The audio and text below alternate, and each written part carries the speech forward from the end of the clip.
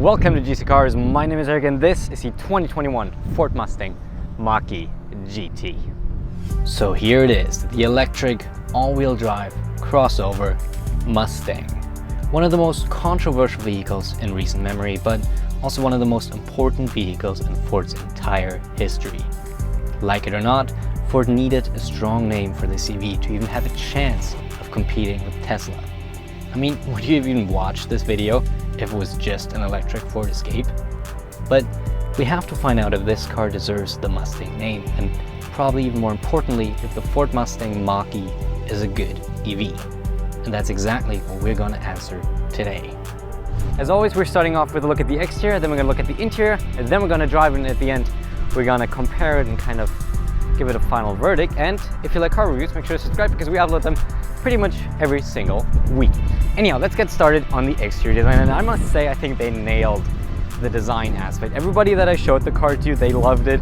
I personally, I do like Mustangs a lot, the coupes. I think they did a great job, especially in the cyber orange. Looks very aggressive, kind of looks like nothing else out there. Of course it's an SUV, but still I think it looks very good. And also excuse the wind, we have like 100 km/h winds today. I hope it's fine. Expect the next generation Mustang that's coming out end of this year to look very similar to this, because I think they're going to line them, and I think that's good because this looks great. The wheels, we don't have like these typical EV wheels which kind of cover a lot. They look very good, I think. And then they did some very interesting things with the black accents. First of all, this kind of sill line comes up, visually shrinking the car, and at the same time the roof line is different than the body lines you get from the coloring, because this is very like aerodynamic, wind shape, goes sloping down, but actually there's a big chunk of roof here that they just painted black, so it's not that easy to see. I think this looks really good. And in the back we do obviously have our tri-bars all connected in this one, which is interesting. I think that could have put a little more, did it a little different on that, but overall I think it looks really good. Unfortunately, we don't have the tri-bar kind of like sequential tail lights as they do in the regular Mustang. Here they all turn on at the same time and then sequentially turn off instead of sequentially turning on. Anyhow, we got a big diffuser on the back, and we got a GT emblem. Honestly, I think this looks really good. I know it's controversial, but I really like how this looks, and people love how this looks. Trust me, no matter what car I've had, nothing got as many looks as this. Doesn't matter if it was an AMG, an actual Mustang coupe, nothing gets as many looks as this. It's insane how many people look at it. From car enthusiasts to white Subaru SUV moms, as in white Subaru, not as in like ethnicity. So like everybody looks at this, and they really succeeded in that. But let's take a look at the interior with these neat little button door handles, because aerodynamics.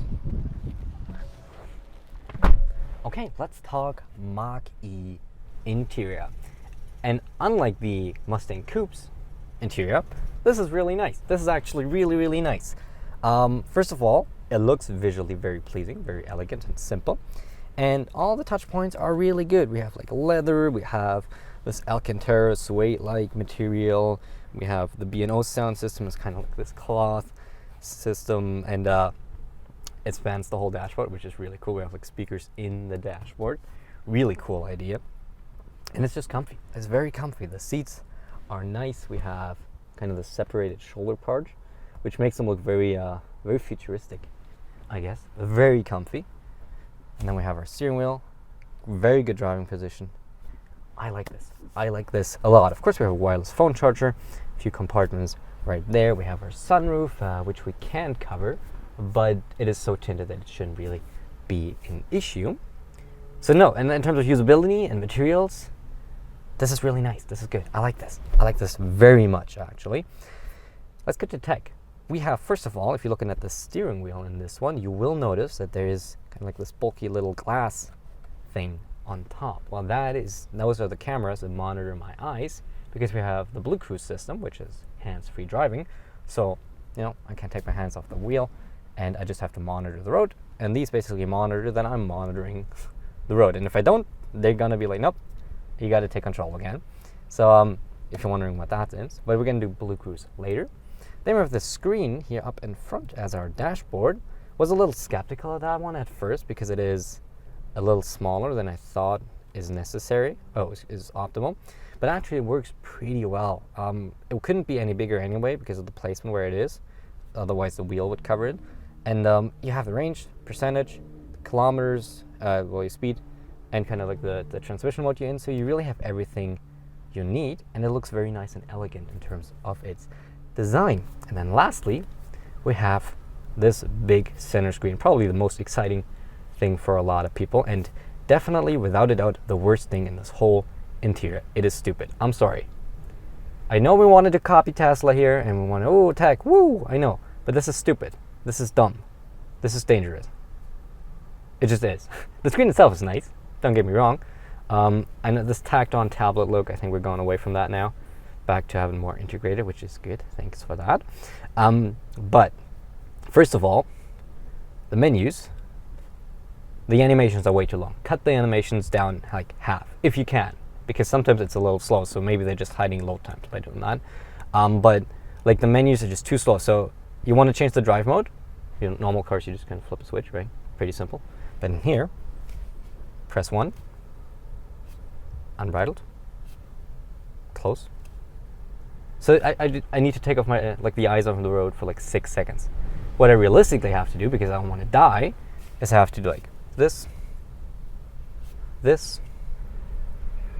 That's not practical. And going even further into this might seem very pet peevey and minor, but trust me, it just kind of shows how little actual like functionality thoughts they put into it. In every single car, or almost every single car in this world, if your heated seat button, either physical or digital, you press on it, it goes on high. You press on it, it goes on medium. You press again, it goes on low. You press once more, and it's off. So it kind of cycles through, right? Pretty simple. So now for some reason they thought, hey, why don't we make it a menu? Why don't we make it more complicated? And of course, because it's a touch screen, it's not like you can feel it out. No, but while you're driving on the highway and you notice like, oh, I'm a little cold, let me interact with this screen and put this. Now it's up. Now hit this tiny little freaking thing so I can enable the heated seats. Ah, yes. And it's 3 levels too. And then I can close it again. I didn't even hit it while sitting still. Why? Why do we make that a menu? Why don't we just, like, if it's not a physical button, at least do it so I just have to tap it, like every single other car. But no, we have to overcomplicate it. I'm sorry. This really infuriates me because it is stupid design that is dangerous. That is literally dangerous because it just keeps you distracted. It makes sure that you have to take your eyes off the road more often. Why? Why Ford? But I think this won't stay. Probably Refresh, they're gonna go a little away from this because everybody knows that big freaking screens aren't cool, they're just stupid. I'm sorry. The screen itself is nice. The volume button is cool. It's cool on the screen. The dial, that's pretty cool. Gotta be honest. Let's take a look at the second one. There's no tech I can complain about, so should be fine.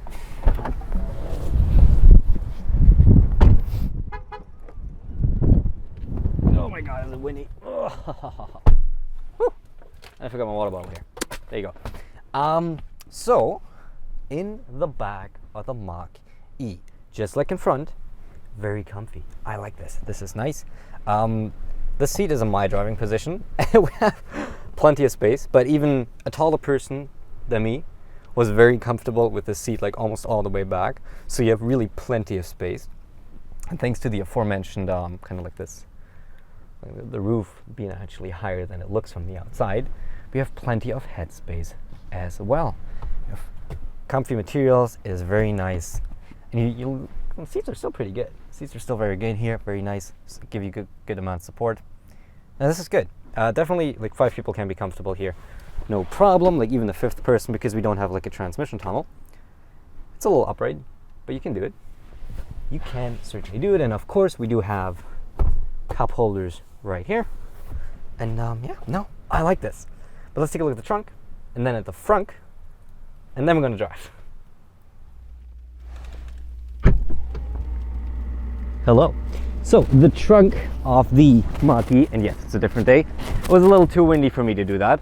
Right now we have 29.7 cubic feet of space in here, and that is a little compromised due to the coupe Sportback shape we have in here. And I gotta say, The Mach-E is probably the only SUV I've seen so far make it actually work in terms of like styling.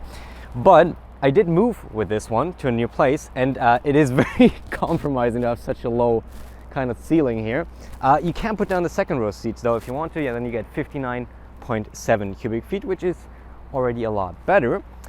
But because it's an electric car and one that is properly designed at that, we do have one more space we can put stuff in. Oh, also the cover is absolutely garbage. It falls out all the time, the privacy cover. Anyhow, we have one more space, and that is right up front. We have a frunk. Unfortunately, there's no way to open this from here. You got to go around. That's a little annoying, to be honest.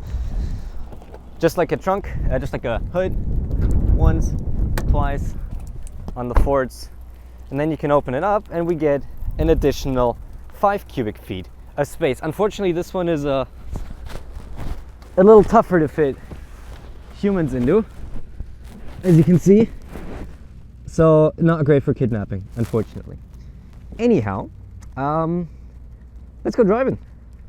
Okay, now on the road here in the 2021 Ford Mustang Mach-E GT Performance Edition. So, as always, let's go for a launch. And is this the first electric vehicle? I think it's the first full EV we have on the channel, right? So, sport mode, or unbridled, sport plus, pretty much. Let's see how she goes. Oh, wow. Okay. There we go. Okay, and slow her back down a little. She's pretty quick. That was at 74% charge, so probably not 100% of the power. Let's go back into to whisper. Maybe you also heard the noise. Oh, actually, I want to test something. Sorry, because there's unbridled extent. No, I never was able to use it. It's like it's a mode that basically limits your power, so you can have more consistent lap times, so you don't like drop power eventually due to overheating. But never ever was I able to activate it during my 1 week. Well, anyhow, I thought maybe because it's warmer today.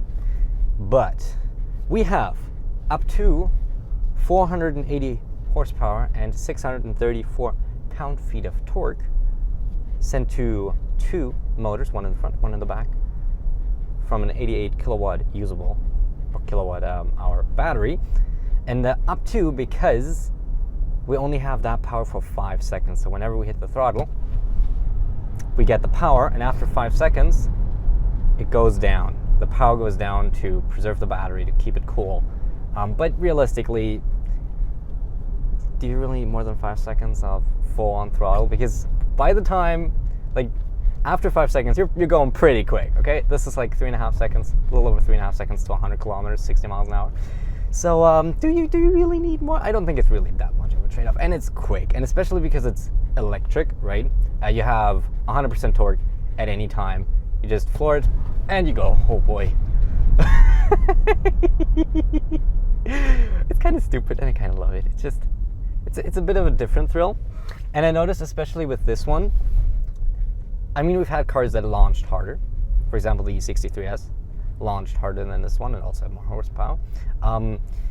But just the way this builds speed is a little addicting because it's an EV, right? So, and then just goes and goes and goes, and like an ICE car with a combustion engine.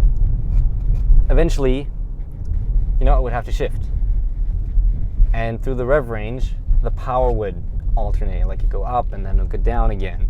But this is just constant 100% torque as long as you want it. Well, technically 5 seconds, but you get what I mean. And it's just it's just fun, and it's great because you can do a whole lot of stupid maneuvers, theoretically, without anybody really noticing around you. It's pretty cool. It's fun. So it is definitely fast, and I mean, it's a Mustang GT, so of course a lot of people I've briefly touched upon that, right? A lot of people were like, it's a Mustang GT, it shouldn't be called a Mustang and all that. I get it, guys, but like I mentioned, Ford needed to do it. Ford needed to call it a Mustang. There was just no other way really to do it because they needed the sales and the public interest. Anyhow, so we definitely have the speed that we expect in a Mustang. This is faster than an actual Mustang GT coupe. So the speed is not an issue. before we go to handling, let's talk range and charging. So this Mach-E GT is supposed to get about 420 kilometers of range, but realistically in the Canadian winter, even with the AC on like the lowest level possible, because I don't want to freeze to death, I got about 250 out of it. So that's not that great, admittedly, especially because, just like most people, I don't live in a house, I live in an apartment. So I have to drive somewhere to charge, like these Flow stations, which luckily Flow is pretty reliable and they're like everywhere, so it's not too bad of finding them. It just, you know, it's extra time for me because I need to drive there, I need to charge them. 0 to 80% takes about 50 minutes with this Mach-E GT. So yeah, it's definitely, if you don't have a house, forget it. Forget electric cars for now, maybe someday. Also, Ioniq 5 review coming very soon. Make sure to subscribe for that. Let's go back to driving. Quickly here, the right and the suspension. We have Magna right, so it's adaptable suspension, and it adapts like a lot of times per second to the road conditions. And I must say, most of the time it's really good, and I'm very comfortable often. But on really big bumps, especially right now, we have a lot of them because the winter really destroyed the roads where I live in Toronto.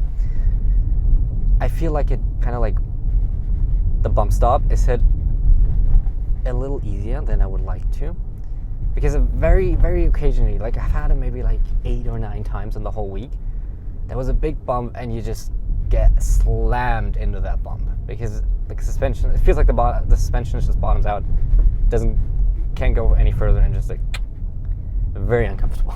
But other than that, right here, that's a very terrible road. We're very well isolated. It's very comfy. I don't feel many vibrations. I hear them, I see them, but I'm very well isolated. Like, ride quality is good, and in that regard, noise, vibration, and harshness also very good. It's actually really hard to make an EV nice and quiet on the inside. Might sound counterintuitive because, well, you don't have an engine, right? So it's quieter. Exactly, but that's a whole lot of white noise you essentially take away that could, you know, like overtone wind noise and tire noise and all that. But even with winter tires on here, it's pretty quiet. It's pretty quiet in here. It's very nice and comfy. You can easily like have like quiet conversations in the car, despite you not having an engine that kind of like tones out all the other noises. You don't really hear too much from the outside world. It's so it definitely is more of an upscale vehicle. This is a $90,000 Ford, but you do notice that they put money into this. We wanted to talk a little bit more about handling, so let's put her back into unbridled. There you go. Because she also handles actually pretty good. Like, I was surprised. Like, normal driving, she's not that impressive. A traction control kicked in there because I didn't turn it off. But you saw what happened, right? I started to counter steer because she's tail happy. She's tail happy, which I was so surprised by. I was actually a little worried about finding out how this car drives because it's an EV. It could literally drive it any way. It could be like understeer, it could be oversteer. And pushing a car when you don't really know what it's going to do, of course I inched my way in, but it was always a little sketchy, I thought. But wow, this drives so well. Like I said, normal driving, you don't really feel it being that special, but once you start pushing it, this is noticeably sporty. This is noticeable in a way that you know, it wants you to push it. It rewards it, because it is the most butter smooth on throttle oversteer I have ever felt in any car so far. It is, I mean, credit also to the Pirelli winter tires we have on here for just kind of like gradually breaking away and not suddenly snapping away. But the way we lose traction in this, when we like, you know, you're on the limit and you just give it a little bit more power around the corner, then the rear that's an awkward way to steer. And you just give it a little more power, and then the tail just starts rotating, and it's so controllable because it's an EV. You have like 100% control over how much power you send to the rear wheels. So you can just rotate it around just as much as you want. And like I said, so butter smooth, the oversteer. It was fascinating to feel that, I'll be honest. Coming from ICE cars, I mean, cars that had oversteer, we had Miata Mustang and technically the E63S, but I never really pushed it that far because I just had so much grip that I would have been in jail if I would have done it. And like both the Mustang and the Miata kind of like lost grip a little more suddenly, and were harder to catch, but this is just also because it's all-wheel drive. But this is just so controlled. And yes, you can slide it. You can slide it. If you want it, you can slide it, as you have seen just earlier. It's fun. I'm super interested now in getting this on a track at some point. So Ford, call me up whenever you announce a Shelby version, because I'm 100% sure there's going to be a Shelby version of this. Call me up, get me on a track, because I'm sure this thing is actually a lot of fun on the track.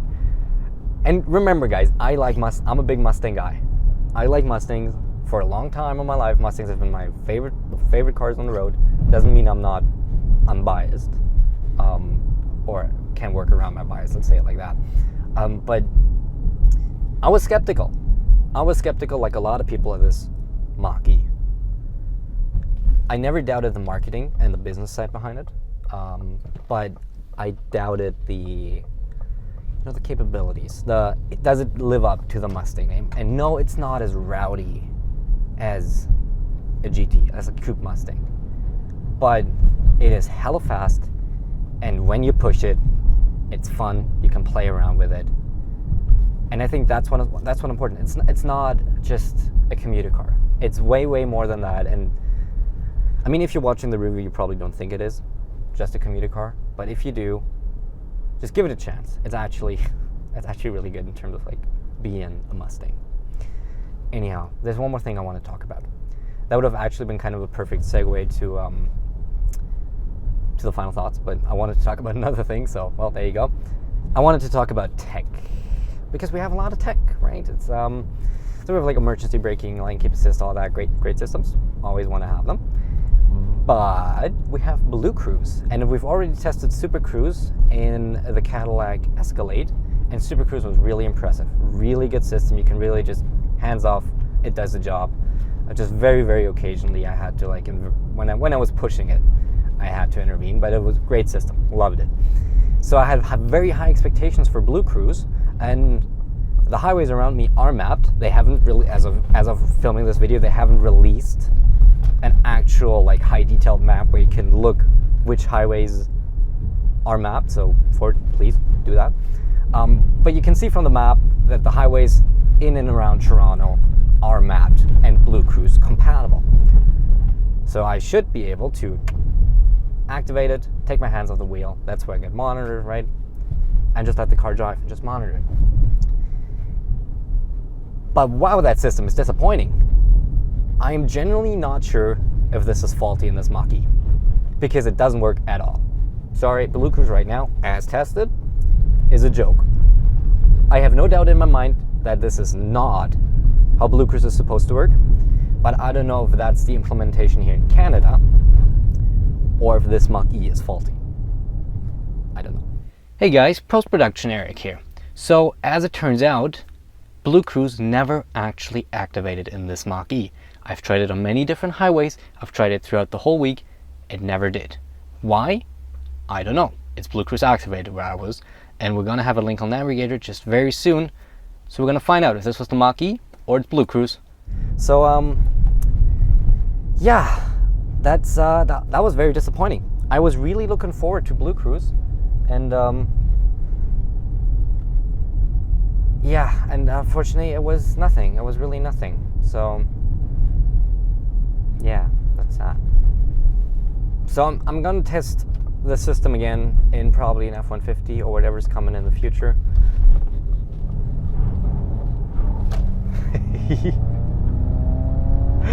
But until then, what do we have here in the Mach-E GT? We have a car that is fun to drive. It looks great. Bit of infuriating interior here, but there's still a lot of good here. And for all you doubters out there, I think you've been proven wrong. I don't judge you for doubting, but I think you've been proven wrong. Anyhow, let's send it to the final thoughts. Okay, final thoughts on the 2021 Ford Mustang Mach-E GT Performance Edition. And even as a Mustang guy, I guess, I really liked it. I did enjoy it. I'll be honest, as somebody who can't charge at home, because I live in an apartment, I had so much range anxiety to deal with. And Like, that's still the big problem with EVs, right? Kind of solving how 80% of the population is going to charge them without a reliable way to do so. But that's on the government to fix, not me. But anyhow, looking at the car itself, I think, yeah, I welcome it in the Mustang family. I think it's a great car. It is very comfy to drive if you're just, driving regularly. But then if you want to drive it spirited, it has plenty of action to offer for you. What I failed to mention, by the way, the transition from like regenerative braking to the Brembo brakes is excellent. You don't even feel it. And it drives great. I think it looks amazing. Honestly, I think it looks great. A lot of people look at it. I've never gotten, no other car, like I said, got as much attention as that Mach-E did. And the interior is pretty nice. So what it leaves us at is a price of $90,680 Canadian. That is admittedly quite a lot. Of course, you have to factor in EVs are always a little more expensive. So if you take 10-15 grand off that, we'd have the equivalent of like a gasoline car. And I think then we're looking at a price that is definitely reasonable. So if you're in the market for an EV and you have a bit of money to spend, I think this is a great choice. Honestly, great car. I could see myself in it if I had a house to charge. But yeah, so that's my verdict on the Mach-E GT. I'm very curious to see how the other EVs picking up. We're getting a lot more this year, so make sure to subscribe and hit the bell because we upload videos almost every single week and POVs, and we got all the cars coming our way. And yeah, thank you so much for watching. I hope you liked it, and I hope I'll see you in the next one. Thank you and goodbye.